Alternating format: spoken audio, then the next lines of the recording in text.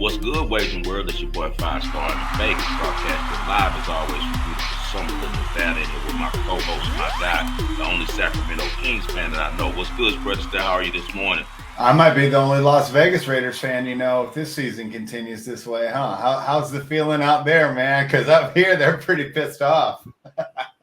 I think people in general are pissed off. It's a lot of money being lost on this NFL. It's a lot of tricky stuff going on. It's getting harder and harder to cap this NFL. The lines are getting tighter and tighter and tighter and tighter. And it's got to the point where it used to be a saying, if the line looks weird, take it. Do the opposite of what makes sense. And it's sad that you almost have to cap like that now because you love to just base caps on who's the best player, who's the best coach, who has the best lineman. None of that stuff doesn't matter, it seems, in the NFL right now. So we just have to keep adjusting, keep adjusting. Sometimes this feels like the easiest job in the world, and sometimes it feels like the hardest. And we got definitely a crazy week. I took a big L last night. That's why I'm probably still feeling that way with the 49ers and your boy Jimmy G. What a great performance by him, right? Now, a twin with Dan Orlovsky now as the only quarterbacks I've ever seen in history who are so scared that they literally run out of bounds out the back of the end zone. But the thing that makes his worse than Orlovsky is the fact that he threw a pick six and running out of bounds actually saved him.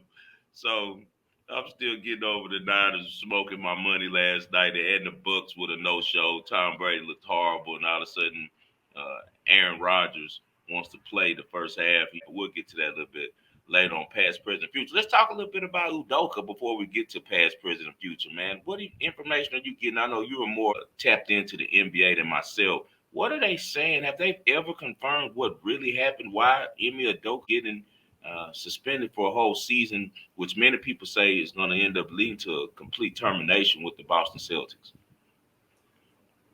When we talked on Friday, we said we should have more information on Monday. Nothing new has come out. The original report was that it was consensual. Then the second report was unwanted advances. The only thing that I've really got since we talked was Matt Barnes originally was standing up for him and then deleted the video and said, hey, I'm not allowed to speak on what happened, but it's really bad. Yeah. Kept it tight-lipped from the last time that we talked. I'm really not sure what to make of the situation. It'll be interesting. And I know, this has just got ESPN all in a Twitter. Did you hear Malik Andrews trying to run out the new coach's transgressions he made when he was like in college? It's just they don't know what to do. They're like eating themselves alive on ESPN, right? It's been interesting. Malik Andrews is, she's one of those ladies that's part of the agenda, so she's going to do whatever her bosses tell her to do. So, yeah, I don't know how much that's pretty obvious.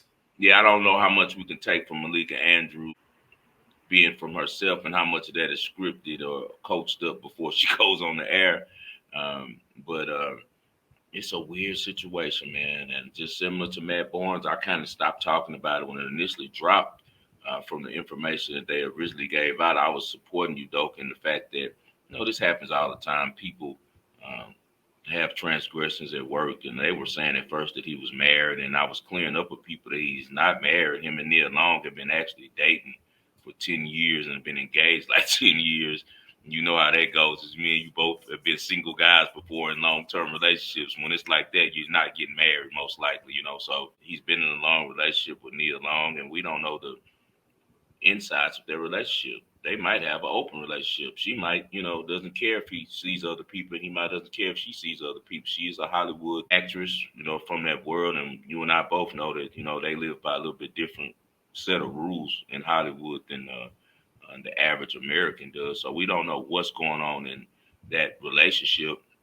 We do know that Nia Long has said before in Ebony and different other publications that she's not interested in getting married, and saying I do doesn't mean anything to her. So I don't know how badly she was taking this. I think whoever the guy was that was working in the organization was very upset. He obviously was in a power position and was able to do so. I doubt that this was just. Well, it was his wife.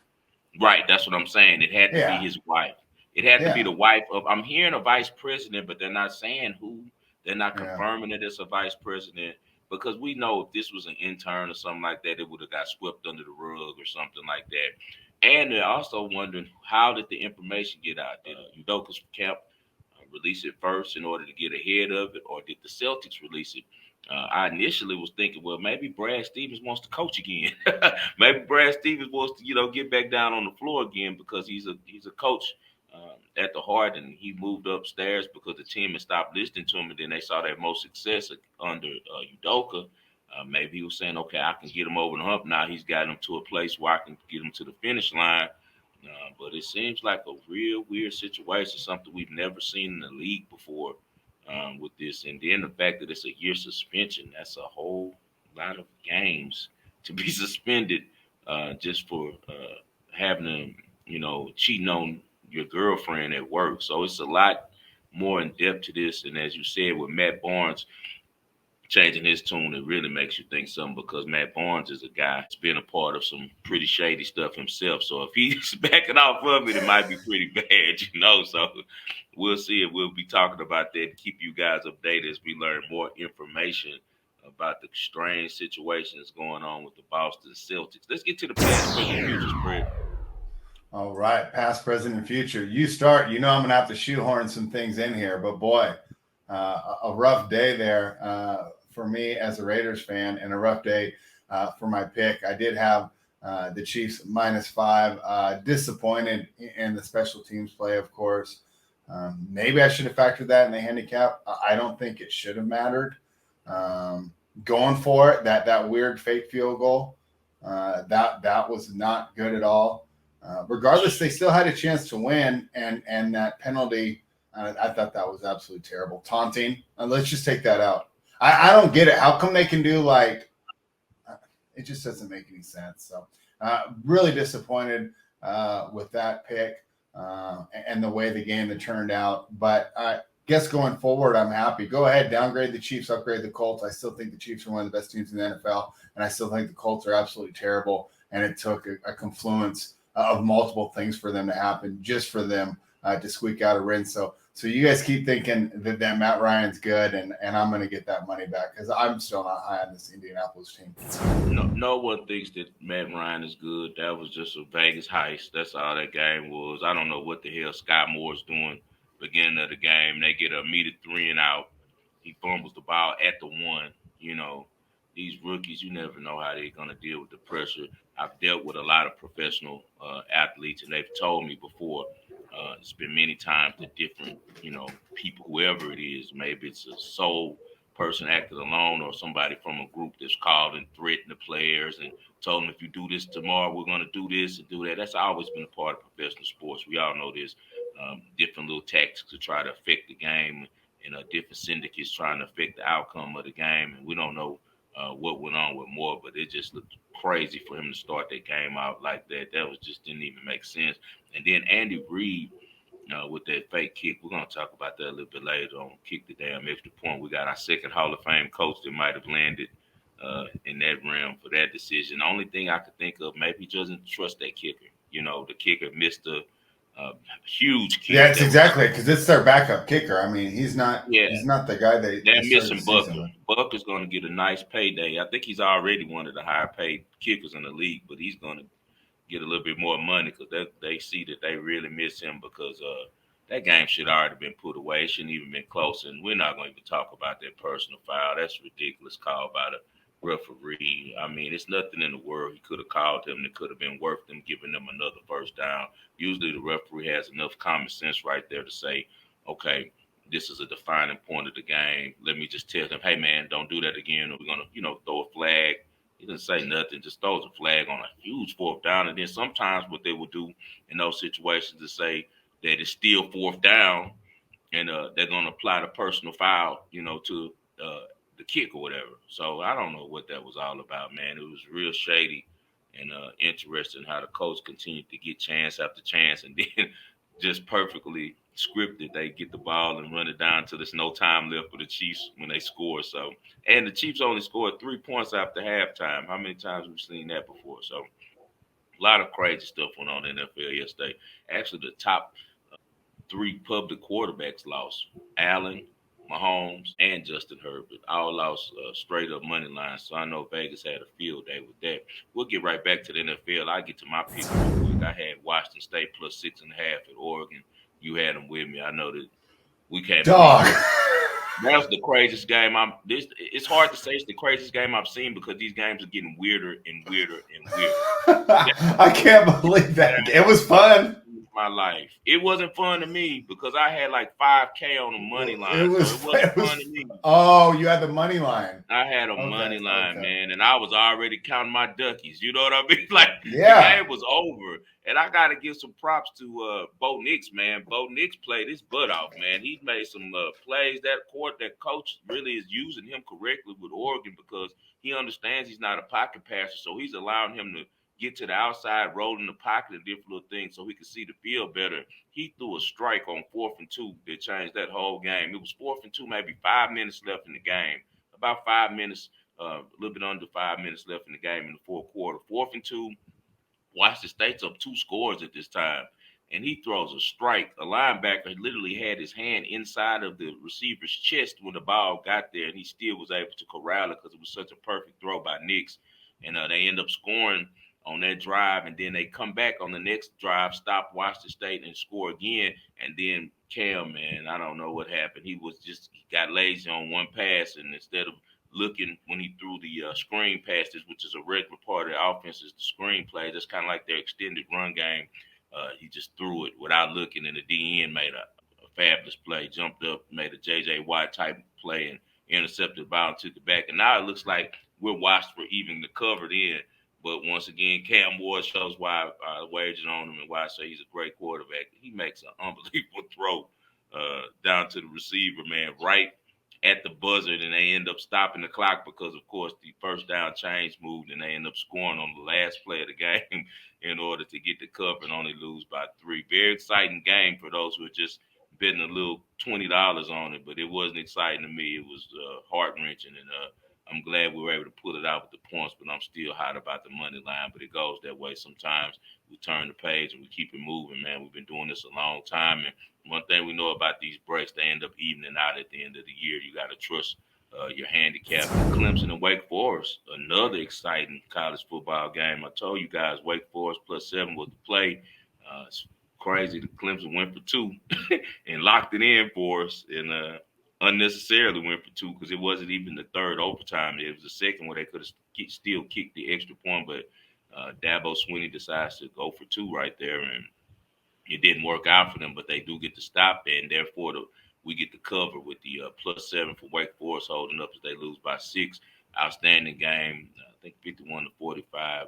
DJ Uagalele played one of his better games of his career, 5 touchdown passes, but I still tell people to, if you watch the game, he still is making mistakes. He's not progressed as much as the stats would have you think. 2 of the passes that he threw in the first half that ended up being touchdowns could have easily been interceptions. Just great plays by his receivers, taking the ball from defenders and making plays with it. I think Clemson is going to have a more difficult season than it appears. They actually got NC State coming in next week. I can't wait to talk about that later on in the week because you know I'm big on NC State. So that's coming up soon. Let's get back to the NFL, though. What do you think about the Ravens with the cover against the Patriots? I know we both had the Ravens. Yeah, that one felt good. That one could have gone either way. It was nice to have one go our way. The Ravens coming up with big defensive plays. Mac Jones, he looked pretty good. Definitely his best game of the season so far. Then he hurts himself at the end of the game. And that's going to be big for the Patriots. The team that's already in trouble, they're going to have to go to Bailey Zapp. Now, I don't know. I mean, you watched him in college. Where did he even go to school? Like, how much of a downgrade is this going to be for him? He's not much of a downgrade. The only thing that's going to hurt, Really? He is Mac Jones. He is Mac Jones with probably a better arm. The only thing is experience. He's not going to be used to reading these defenses, but also kind of similar to the situation we saw with some of these other rookie quarterbacks. If they don't have film on you, he can get kind of some of the throws that go right into his wheel box instead of the following year after they get film on you and you see the adjustments the defensive coordinators make to make it hard on these rookies and second year players where now, they take away the things you like to do the most. But he can play. He can play. Bailey Zapp, I'm sure when I'm being a rookie, they'll suffer a little bit, but after he gets conditioned to things and getting the playbook, I think he'll be okay. Is Mac Jones going to be out an extended period? Supposedly it's a high ankle sprain. We'll find out today. But I mean, did you see him getting taken off the field? No, I missed the end of the game. I was in the Aria watching it with my guy S Fly. Oh yeah, okay. We were watching the games. In the Aria how it is. You've been in there with me. So many games going on at once. I think I was so locked in watching the end of that Kansas City game. Well, it wasn't on TV. It was on social media. But a fan took a video of him, and he's like screaming in pain as they're taking him through the tunnel. I mean, I would be really surprised if it's not 3 to 4 weeks being out. And it's almost poetic justice. I was watching the game, and Mac Jones, I like him. I know he's tough. He got a little moxie, but dude, he was overdoing it. Did you see all the stuff he was doing? He had some real antics that game. He was putting on for his city. He was doing all types of dances, and he was just going ham the whole game. I was like, what is wrong with this guy? He's really amped today. I don't know. Maybe he was trying to show Lamar up or something, but he ends up getting hurt at the end of the game. So did he get hurt in the pocket, or was it a scramble? It was in the pocket. Okay. Yeah, he was doing the most, man, yesterday, too. He was really celebrating a lot yesterday. That was an easy over game, and I saw it and thought about the over in the game. I don't know why I didn't bet it. Yeah, Bills and Dolphins. Okay, Bills and Dolphins. Yeah, we got to get to the Bills and Dolphins because we talked about this game, and I told you what was going to happen. I'll take my L on this one. Out of all my handicaps yesterday, I felt this was my worst one. Knew that they would be able to absorb the defensive losses. Now, obviously, they could have played better, but let's be honest, they lost the game because they didn't put up points. We were expecting this Bills offense to put up at least 30 points per week, and they just weren't able to get it done. Throwing the ball 60 times, and I know everyone's going to say, well, expected yards per play. No, it doesn't work that way. You got to get your linemen moving forward. You need to have a balanced attack. And it's not just about yards per play. Like, for example, if they were to do analytics on boxing, right, they would say, well, no one ever gets knocked out when you throw a jab, so you should just throw uppercuts all the time, right? Because the uppercut has a much higher percentage of being a knockout. Well, it doesn't work that way. You need to set things up. The Buffalo Bills were really imbalanced yesterday, and boy, I got to give credit to the Miami defense. How much does the heat matter, right? We saw these guys cramping. Will they be able to replicate that? I told you. And so my bad, man. I mean, I lost. That was my worst handicap of the day. So I'll take my L there. But I'm fine, dude. Keep moving Miami up and keep moving Buffalo down because those situations aren't going to be replicated. And when it really matters, it's not going to be 100 degrees wherever they play. It's probably going to be Miami's going to push for the AFC Championship, brother. They're going to be around all year.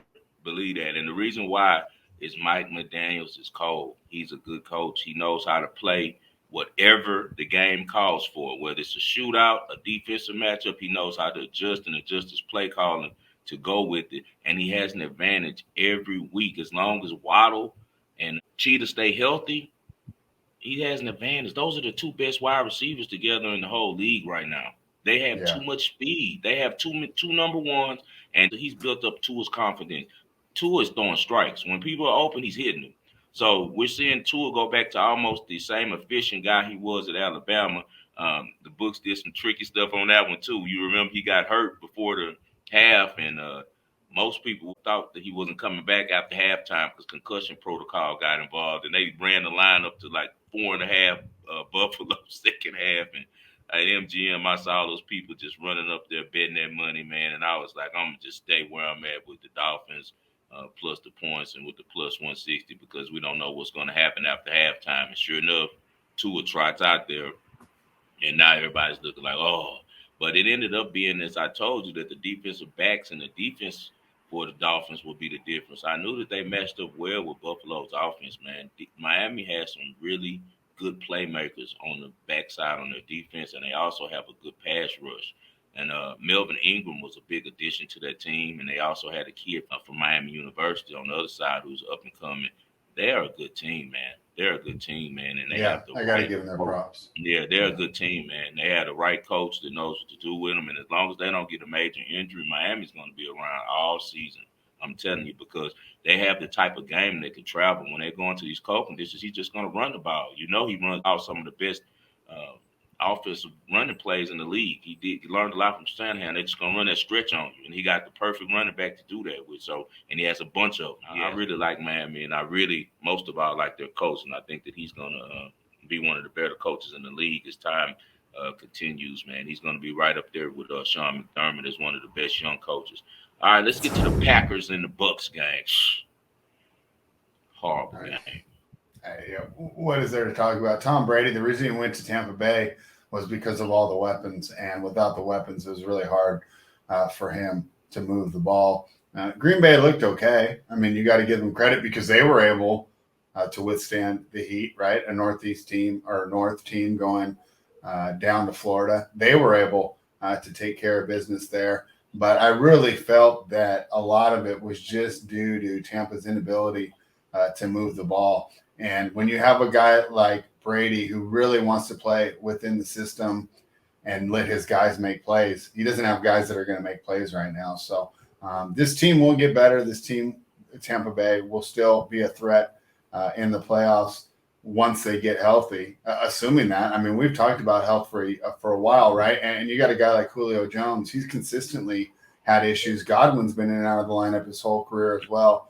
And of course, that's rough losing Mike Evans here. But if they get healthy, they're going to make a run. That defense is still really good, right? If you told Todd Bowles before the game you're only going to give it 14, he'd take that. So the loss was on the offense. They need to get healthy, but will they? Because they put their eggs in the baskets of a bunch of wide receivers who have struggled with health their whole career. Yeah, Russell Gage. As soon as I tweeted about how he was a wasted free agent, he made some plays in the fourth quarter. So yeah, LSU guys support him.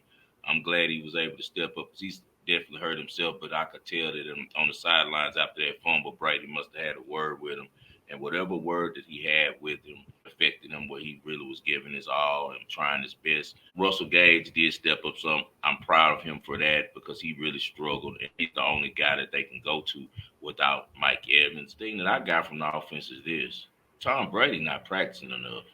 He didn't look sharp at all. I know he didn't have any weapons, but besides that, he didn't look sharp. I've never seen Tom look unengaged. He was not engaged yesterday. Do you think he looked engaged? He didn't look engaged to me at all, man. It's like he's just kind of riding off this last year.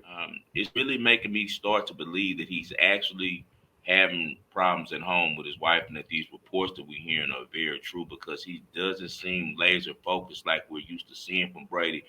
It's no way in years past that Brady loses that game. You know, it's no way he loses that game. Not with them only scoring. Did you hear what Aaron Rodgers said? No, what did he say? Those dumbasses in Tampa Bay, when they cut to Brady, they put the play formation of what they were going to run on the 2-point conversion on the Jumbotron, and the Packers saw it. Wow. So they knew what was coming on that 2-point conversion. No wonder they were all there. They were everywhere. It was a play for like where they ran a guy in the flash, the tight end in the flash, then they were bringing Russell Gage behind him on like a corner route. And it was like the whole Packers defense was there. Yeah. But they should have never even got to that play, because Fournette had another brain fart like he does all the time. And he moved like it was Canadian football. You can't move, man. Stay still. If he stays still, they had the right call the first time with them going spread and just giving it to him on a quick dive, because with his strength, he was going to be able to carry those guys in for 2 yards if he got any type of blocking. So that was the play they were going to run, because it's so tight down at the end zone. It's very hard to throw it in there on a 2-point conversion. To me, you have to get some misdirection going where you're getting the defense's eyes going one way and going back the other with maybe like a tight end with the little play where they do the fake block and fall down and then cross back over or something like that. You have to get some type of way to get some movement, because it's so tight down there. And they had the right play call, I feel like, with the dive to Fournette, but they blew it. And then, as you say, I didn't know that they came right back after that, put the play up on the jumbo. That makes no sense. All right. What did I tell you about your boy Kyler? without DeAndre yeah. Hopkins, not going, not. No. I'm telling you, he's not that good. No, If he doesn't have good. DeAndre Hopkins in there, he can't get it done unless he's going against the worst team in the that's NFL. Any quarterback. Look at Brady yesterday without receivers. No, it's not any quarterback though. I mean, guys get it done. Man, Aaron one Rodgers is going to quarterback get it done. who has receivers, who doesn't have Brady in no his prime. Look at Mahomes. How did Mahomes look yesterday with no receivers? I mean, but he's going to get it done all year with no receivers. Kyler's going to be. They're going to be in last place. I just tweeted that to a coach that we talked to on Twitter, Coach Goodman. We're going to try to bring him on when the NBA season starts. I just tweeted to him like, hey, man, if you guys had Kyler Murray with the 49ers under Shanahan coaching, with that type of line, with that type of defense, where he doesn't have to be anything but a quarterback, he win MVP. They go to Super Bowl. Cliff Kingsbury cannot coach, man. He cannot coach. He couldn't coach in college. I can't argue with any of that, but I'm just saying they gave that guy so much money. I think they're going to be in the hole for a while. He does not. He deserves it. He's not going to ever get. You know why he deserves it? Because they're throwing him out there and telling them figure it out. And when the tickets are sold, guess who they're coming to come see? When did you hear him calling out his teammates afterwards? What did you think of that? No, I didn't. I got to go check that out. But he should because he's a winner and he's tired of losing with those guys. Man, I see him throw balls to AJ Green is his number one receiver. AJ Green can't catch a cold right now. I don't know what's happened to AJ Green. I done seen. Well, he's like my age. But I shouldn't even be in the league anymore. But this is ridiculous, man. Well, stop playing. Stop playing. Well, that organization have enough receivers where he has to play. So I mean, I can't put that on. That's a failure. It's a bad GM, bad coach, and like I said, I don't think he's that good of a quarterback. I don't think Steve Kines is a bad GM. How can he not get better receivers in there? Well, now that I don't know. I can agree. They made some bad draft picks also at receiver. I don't know why they let go of a kid from A&M. Him and Kyle had a tight relationship too. He went to Jacksonville. Kirk? Christian Kirk, yeah. So I guess he wanted to get paid or something. They didn't want to give him the money, but he made some great moves on defense to keep that defense stout. Kimes did. He also did a great move by getting out of Josh Rosen fast and taking Kyler. Problem they're going to have at Arizona, and it's going to always be on Kyler like it's supposed to be because he's the quarterback. And also people love to pick on him because he's a little guy. They already don't like little guys in the NFL. You know that. They just everybody's like, oh, he's short. He's too short. He's too short. But they're not noticing that the same things that's going on with Kyler just went on this weekend with Mahomes, with Brady, with Allen, with everybody. Like, everybody played bad this weekend. Allen had his top two receivers and still played horrible. So, you know, I think Kyler Murray isn't the issue at Arizona at all. I think that they did the right thing locking them in because DeMarcus only going to go up more. The Ravens made a mistake not re-signing Lamar early as they did. Now he's about to break the bank if he can stay healthy the rest of the year and keep putting up the numbers. He's leading the league in passing touchdowns, and you know what type of threat he is with his legs. They should have signed him early. The market's going to keep going up. So Kyler Murray getting locked in at that price was smart by them because he's, 23, 24. So that's not a bad move. He's only going to get better. He just needs a different coach, man. He got to get out the Cliff Kingsbury business, and I think Cliff Kingsbury will be gone before the season over with, actually. I think that they'll move their defensive coordinator up to head coach, which will still Vance Joseph? Vance Joseph? Vance Joseph? Yeah, Vance Joseph will be the head coach by the end of the year, but that's not going to help him. Like, it's not like he's a good offensive coach, you know, so I think he's going to be in turmoil until they can get the right guy over there to lead that team. Arizona's a beautiful place to live. I'm sure they'll get the right coach. They should have went all in on Lincoln Riley before he went to USC and tried to get him over there. That's what they should have done. Yeah, we'll continue to revisit this. I'll tell you what, I wish he was in our division. I don't think that franchise is ever going to be good because I don't think he's good enough to overcome all that stuff. I mean, who is? Look at Justin Mahomes, Burrow. I mean, the Bengals are a terrible organization. I tell you what, I bet you the real 49ers fans will take him over Jimmy G this morning. Well, of course. Oh. Of course. Not last week. Jimmy G's my guy, but let me tell you this. Everybody has an innate bias towards certain players, man. However people want to define it, it's what it is. Everybody can relate more with certain players than others, whether they want to say it or not. And it's just a lot of people look at Kyler Murray and don't see him as a quarterback. no matter how much he does. So it's easy to pile on him. Whereas if Jimmy G doesn't play that game last night, before that game yesterday at 5 o'clock Pacific Standard Time, if you would ask 49ers fans, y'all want Kyler Murray or Jimmy G? Man, Jimmy G's a da-da-da-da. But now, since you have this latest information and saw how he looks against a real defense with all his weapons there, with a great coach, now people are going to say, oh, well, I'll take Kyler. But it's just, it's natural, man. You can only do so much as a quarterback. You can't throw the ball to yourself. You can't call your own plays. You can't block for yourself. You can't run the ball and be the quarterback. Like, you can only be a quarterback. He's doing way too much over there, man. It's just a mess over there. Cliff Kingsbury is too busy going on dates and stuff in Arizona and trying to be the hottest single guy in Arizona. So they need to let him go and go coach a college somewhere and go mess their program up and get him out this NFL business, man. Your list can only get you so far. He hasn't shown me anything offensively to make me want to say, oh, yeah, this guy knows what he's doing. Every week it's the same mess out of Arizona. They come out with 4 wide, tell Kyler to run around. When the defense gets tired in the fourth quarter, he makes a run and either steals the game or gets within the number, or they lose. It's the same thing every week, and I'm tired of seeing it, actually. All right, let's get to the Niners and the Broncos. Yeah, let's go. So Jimmy G, here's my thing with Jimmy G. Yeah, he sucked last night. I can't defend his play, but I also feel this organization completely puts him in terrible situations. For example, he wasn't even allowed to be around the team all of training camp, so he hasn't had any reps with these players. He didn't get. He just got thrown in there this week. He's had 1 week of practice with these guys, and this is the NFL. It's all about winning. He's made it to the Super Bowl. He's made it to the NFC Championship game, but yet you don't give him an opportunity to grow with the team. All right, you laughing. Why you say that? Jimmy G is horrible, man. Stop it. I don't see why you guys keep trying to frame this like I'm having the same difficulty. I had to block a guy last night. Do you know a guy said because I didn't like Davis Mills, I was racist? I had to block this guy. I'm like, racist? How the hell am I racist? Like, some of my best friends in the world are different races than myself. What the hell are you talking about? But he said, you don't like Davis Mills. You're taking up a Pep Hamilton. So you're a racist. You got to live with yourself. So I had to block that stupo. But let's just understand this, man.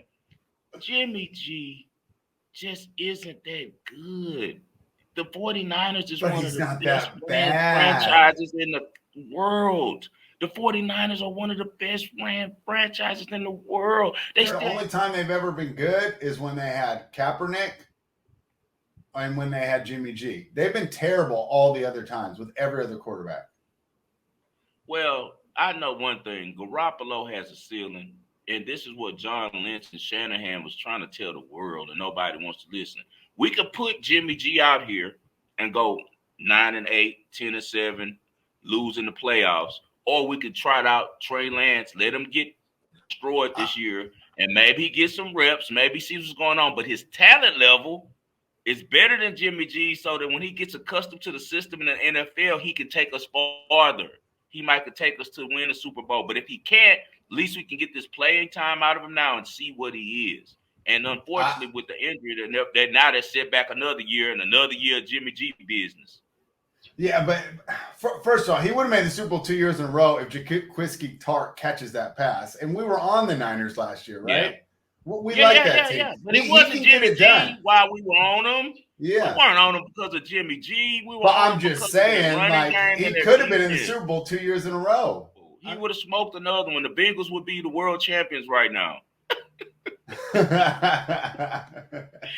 Well, I made a lot of money with Jimmy G, man. I don't think he's that good, right? Like, he's not a top 10 quarterback. I'm just saying he just gets a raw deal because he didn't even get an opportunity to work out with the team. He took his team to the NFC Championship game, and they jettisoned him for a guy that's pretty much all potential. We haven't seen anything from him on any level at all that indicates he's better.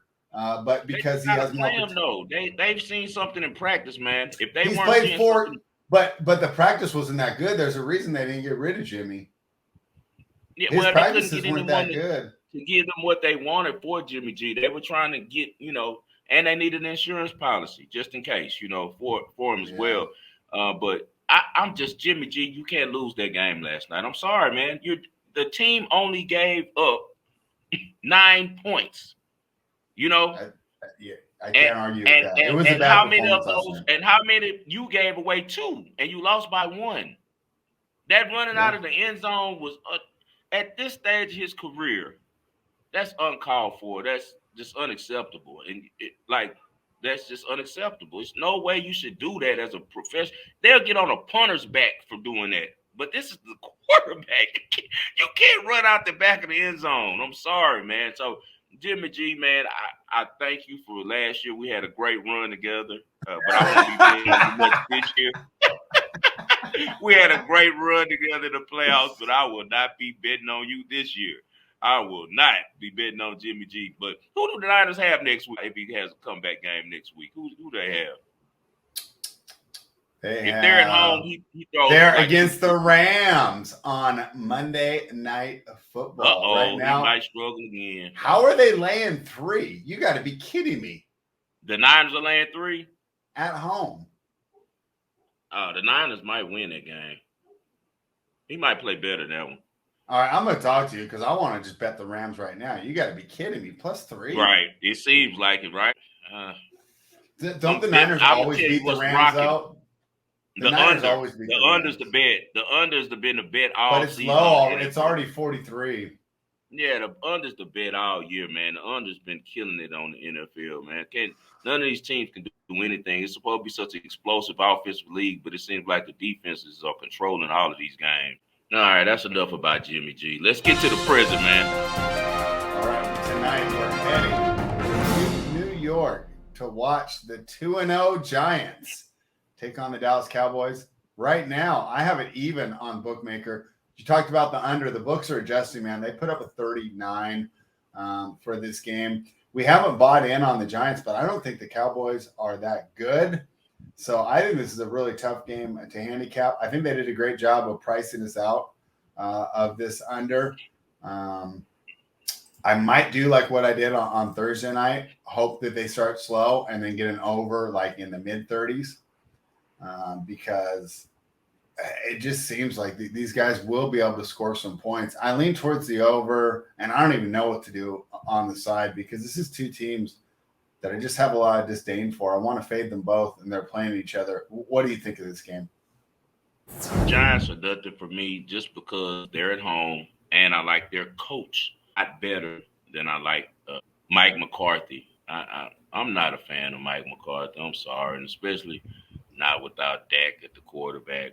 I think that the guy quarterback now had one good half, and I don't think that he's going to be able to go on the road and continue that play. It's tough going into East Rutherford and getting a win when the Giants are playing Giants football. And right now they're playing Giants football. I think they have the best player on the field tonight in Saquon Barkley. I know the Cowboys play great defense. This is another one that's screaming under all day. You know, it's another game where you're going to see a lot of defense, a lot of 3-and-outs, a lot of bad quarterback play. But I think at the end of the day, Dayball has a little bit an advantage on McCarthy, and he squeaks out a win for the Giants. I think the Giants win this game. I can't bet on a backup quarterback for the Cowboys and hope that he plays on the level. Even though Daniel Jones isn't that good, he's still a starting quarterback in the NFL. I don't consider him a backup. He has the talent. Who's better, Daniel Jones or Jimmy G? I think Shanahan would love to mold Daniel Jones. I'll guarantee you.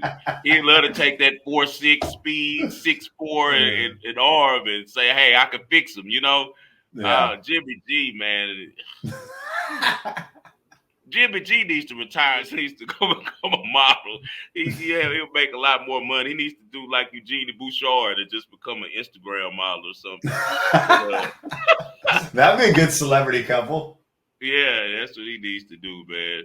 He don't like girls like Eugenie Bouchard. She's a little bit too wholesome for him. Yeah, probably, huh? Yeah, right. But anyway, yeah, I like the Giants tonight. I just like the Giants coaching staff. I think they're strong.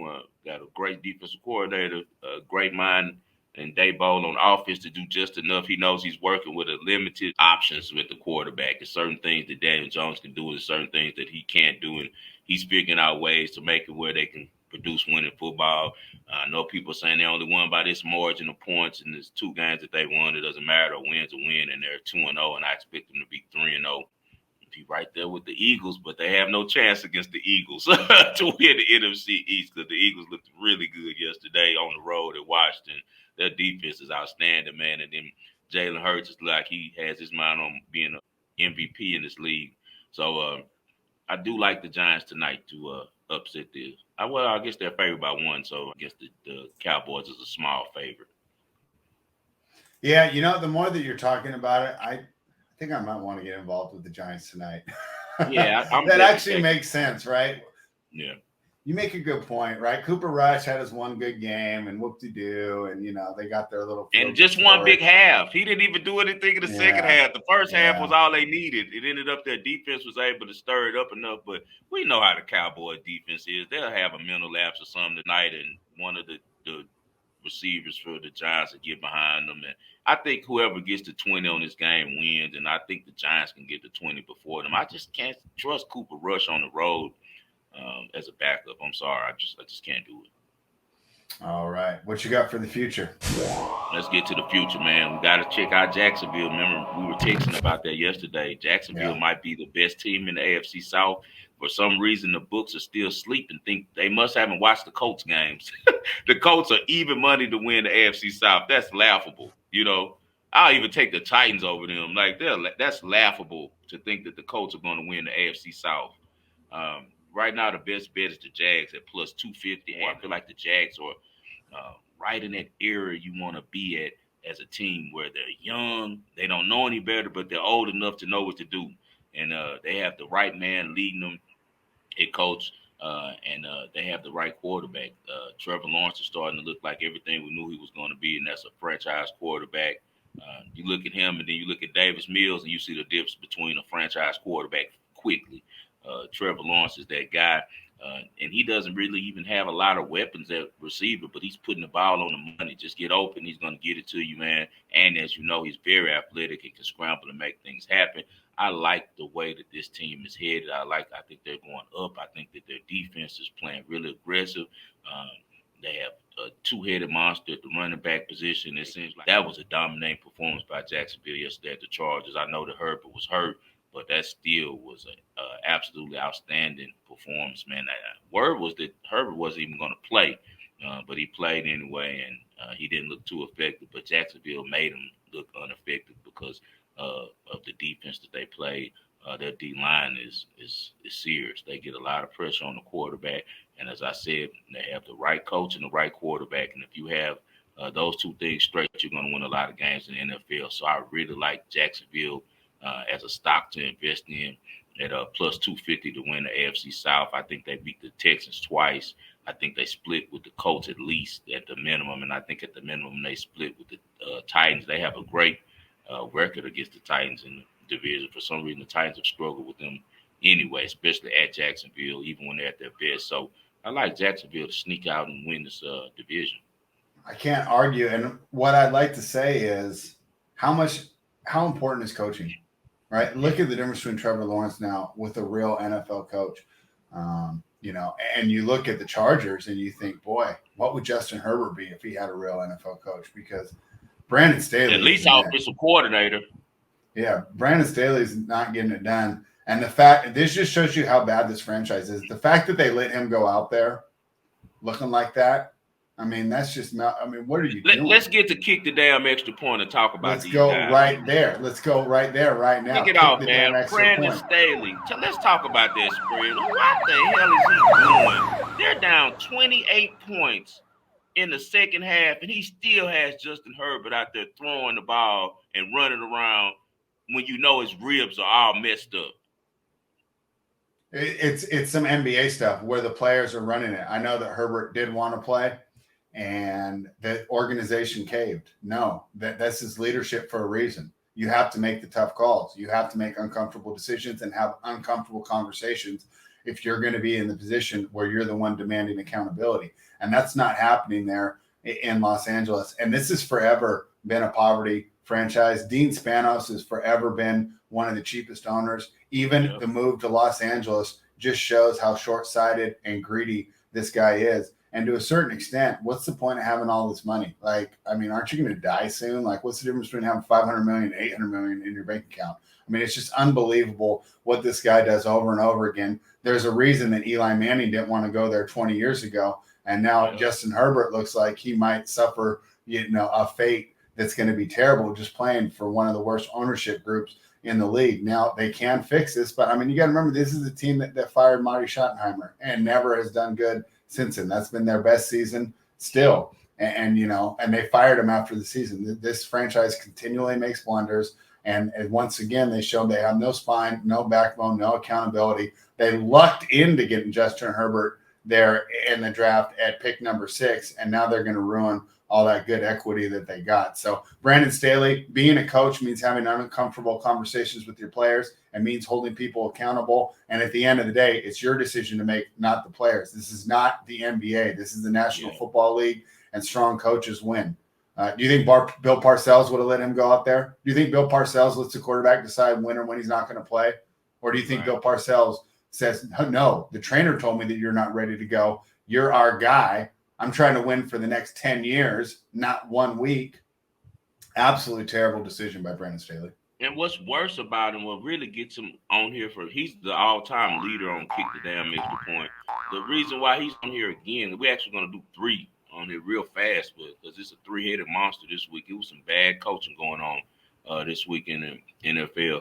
Brandon Staley, as you said, you let him play even though we know he's injured. But what makes it worse is after getting your butts beat, instead of sitting him down, you continue to let him play. The game's out of reach in the fourth quarter, man. Why is Herbert still in the game running around?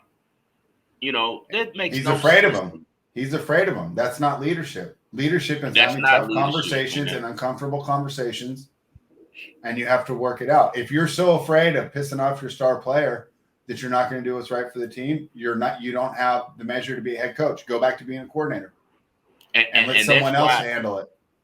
And you said with your own mouth, the same reasons that Kyler Murray is struggling. You said it with your own mouth. As Cliff Kingsbury is afraid of Kyler, he's not going to tell him anything. He's not going to make him do certain things that he doesn't want to do. He doesn't have a heavy hand on him as he should. And that's why they're coming out there just winging it. It's pretty much whatever Kyler wants to do, Kyler gets to do. And that's the problem right there. The same thing that you're saying that Brandon Staley's doing, Cliff Kingsbury's doing as well. And I'll take my victory lap for this week 3 game, right? But you could be right, because look at the difference in Trevor Lawrence with a real coach and with a college coach. Yes. Urban Meyer is a college coach. Yes. Cliff Kingsbury, he wasn't even a good college coach. At least Urban Meyer's out here winning national championships. Yeah, he wasn't even. He's terrible. Yeah, I mean, I have to agree with you there. So, hey, you might end up getting the last laugh here, right? But the thing is, I don't think that Arizona is going to get a top coach to go there. They're going to have to find that hidden jewel like Mike McDaniels, a guy who's a lifer in the NFL, who's been around, who knows what he's doing, and just needs the opportunity. They're going to have to do a great hire, because if not, that thing's going to spin quickly. But if you look at the money they've spent, it looks like they're committed to these 3. They better get out the Kingsbury business and get out of it fast. But the winner, they extended him, right? I mean, he's extended. Klein got extended too, or Kine, or whatever his name is. Yeah, Steve Kimes. Yeah, just bad decision. But the winner this week is another Hall of Famer. Like last episode, we had Mike Tomlin. Unfortunately, on kick the damn extra point. We got to go with Andy Reid for that fake. Let the kid kick it. You need this to seal at least where the game, you can't lose. You can at least get the OT if the Colts score.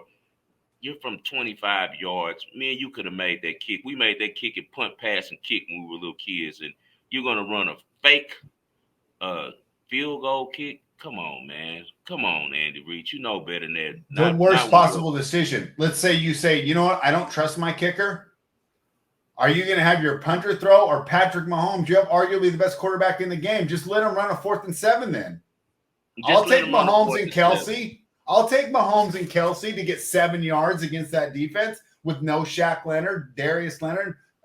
You got to be kidding me there. Absolutely. And then terrible. He went for 2 before the half. He went for 2 before the half. It ended up working out for me because I had the -3 first half, Kansas City. But that was 50-50 call. It could have went either way. We don't know if Travis Kelce scored still today or not.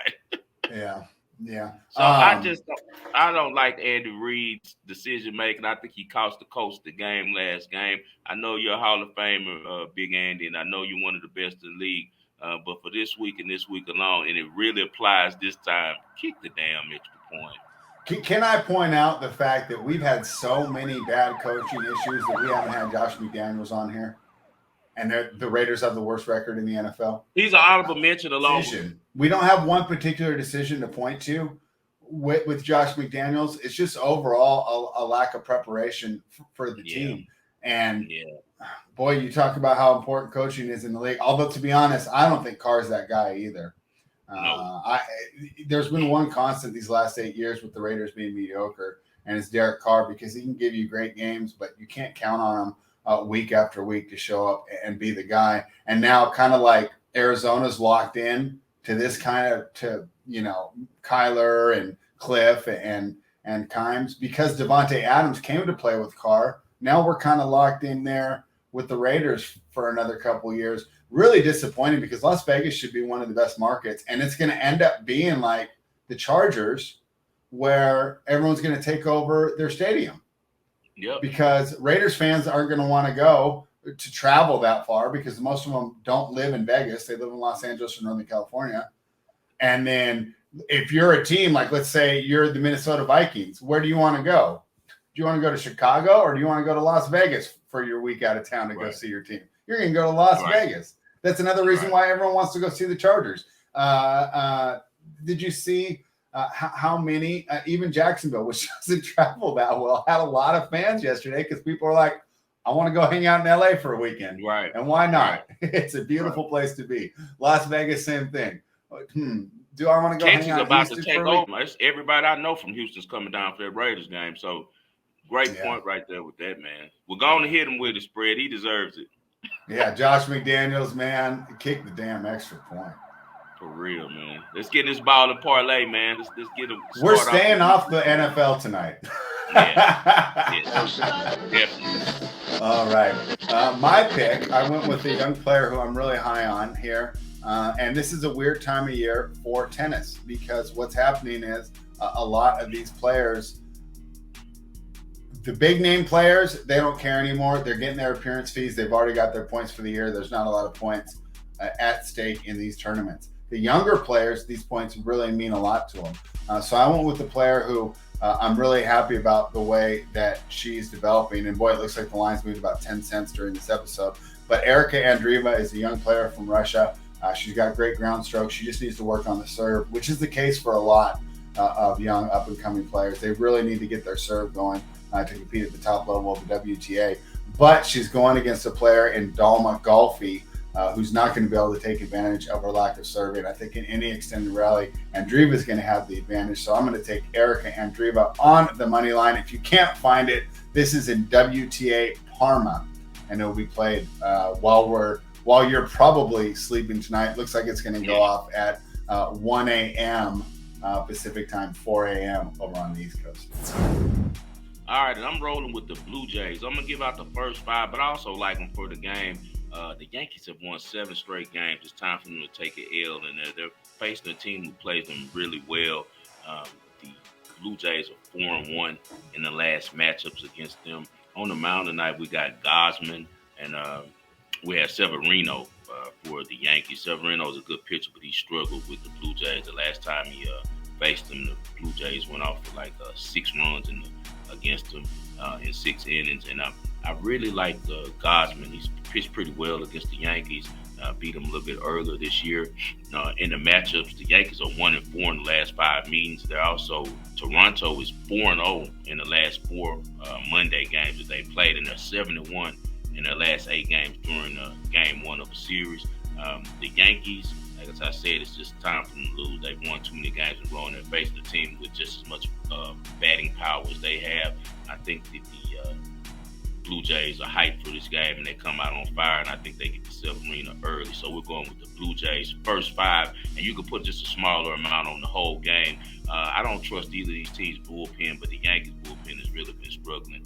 And the Blue Jays definitely can get to their bullpen later. But once again, this is strictly based on, I believe, the Blue Jays lineup gets to Severino early. So we're going with Andriva money line in WTA. We're going with Blue Jays versus 5. Hey guys, let's stay strong. This is the beginning of the season.